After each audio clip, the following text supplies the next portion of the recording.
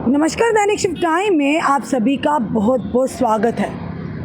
कोई भी अगर भ्रष्टाचार करेगा तो वो बख्शा नहीं जाएगा, चाहे वो कोई अधिकारी हो, चाहे आम इंसान हो, चाहे कोई ब्यूरोक्रेट हो, चाहे वो कोई इंसान हो, किसी को भी बख्शा नहीं जाएगा। सीबीआई लगातार ऐसे लोगों पर शिकंजा कस रही है। वहीं पर एक बड़ी खबर सामने निकल आ रही है कि आखिर पैसों का लालच इंसान को कहां से कहां लेकर जाता है।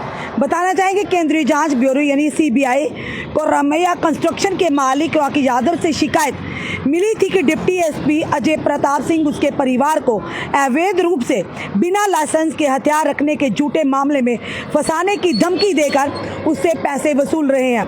नई दिल्ली बताना चाहेंगे, सीबीआई ने पटना में तैनात एनआई के एक पुलिस अधीक्षक को और 2 बिचौलियों को एक चल रही जांच में एक व्यक्ति को लाभ पहुंचाने के लिए कथित तौर पर 20 लाख रुपए की रिश्वत लेने के आरोप में गुरुवार को गिरफ्तार किया। केंद्रीय जांच ब्यूरो यानी सीबीआई को रमैया कंस्ट्रक्शन के मालिक से शिकायत मिली थी कि डिप्टी एसपी अजय प्रताप सिंह उसके परिवार को अवैध रूप से बिना लाइसेंस के हथियार रखने के झूठे मामले में फंसाने की धमकी देकर उससे पैसे वसूल रहे हैं।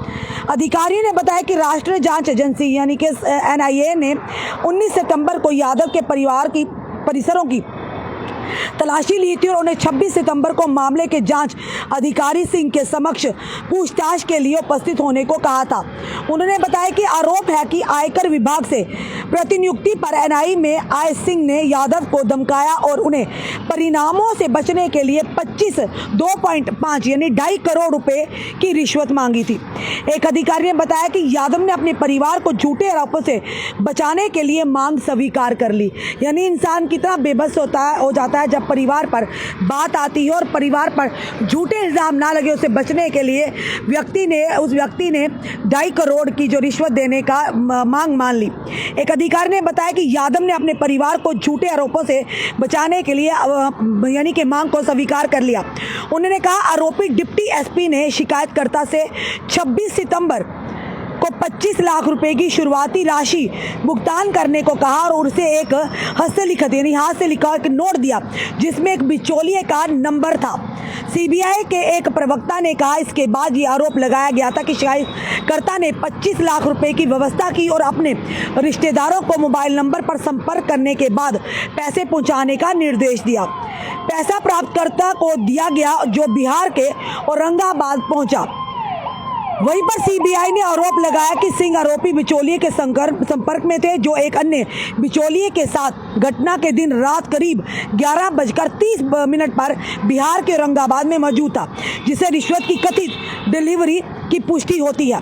सीबीआई ने आरोप लगाया कि सिंह ने 1 अक्टूबर को यादव को फिर बुलाया और 70 लाख रुपए की मांग की तथा आधी रकम उसी दिन पटना में पहुंचाने का निर्देश दिया। सीबीआई प्रवक्ता ने कहा कि आरोपी डिप्टी एसपी ने यादव को फिर से एक हस्तलिखित नोट दिया यानी हाथ से लिखा एक नोट दिया जिसमें एक मोबाइल नंबर था। बाद में शिकायतकर्ता ने दिए गए फोन नंबर पर संपर्क किया और पैसे की व्यवस्था करने के लिए कुछ समय मांगा और आश्वासन दिया कि पैसा 3 अक्टूबर को यानी कि गया में पहुंचा दिया जाएगा। एक जगह का नाम है। सीबीआई ने एनआई के वरिष्ठ अधिकारियों के पूरे यानी कि प्रकरण की जानकारी दी। साथ ही इनपुट्स के सत्यापन यानी वेरिफिकेशन के बाद सीबीआई ने एनआई के साथ समन्वय करके जाल बिछाया यानी एक ट्रैप बिछाया। और वहीं पर एनआई की ओर से जारी एक बयान में कहा गया, सीबीआई ने आरोपी जांच अधिकारी पुलिस उपाधीक्षक डिप्टी एसपी अजय प्रताप सिंह और उनके 2 एजेंटों को शिकायतकर्ता से 20 लाख रुपए की अवैध रिश्वत लेते हुए गिरफ्तार किया है।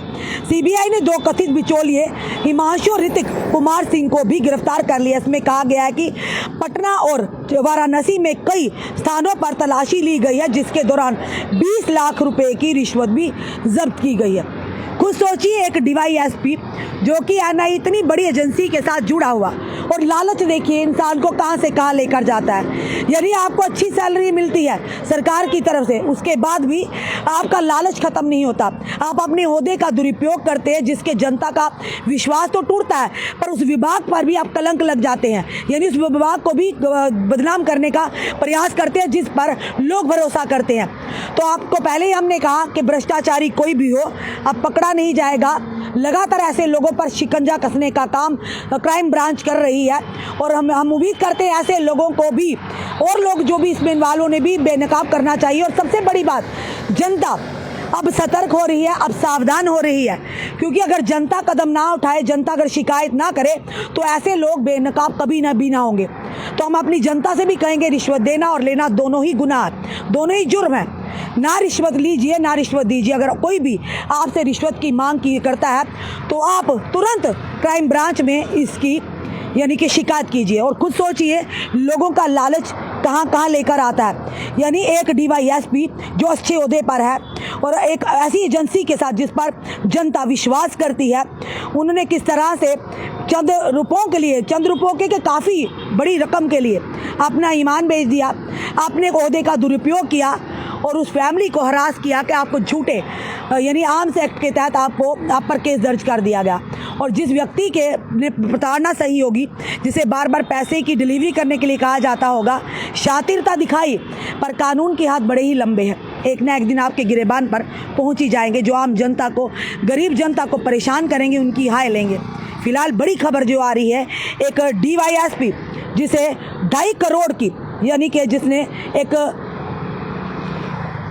परिवार से 2.5 करोड़ की मांग की, उन्होंने ये कहा कि आपको अवैध रूप से जो कि हथियारों के केस में फंसा देंगे, और जिसके चलते क्राइम ब्रांच ने उस DYSP और उसके 2 बिचौलियों को गिरफ्तार कर लिया है। आगे की जांच जारी है, आगे क्या होगा ये आने वाला समय बताएगा।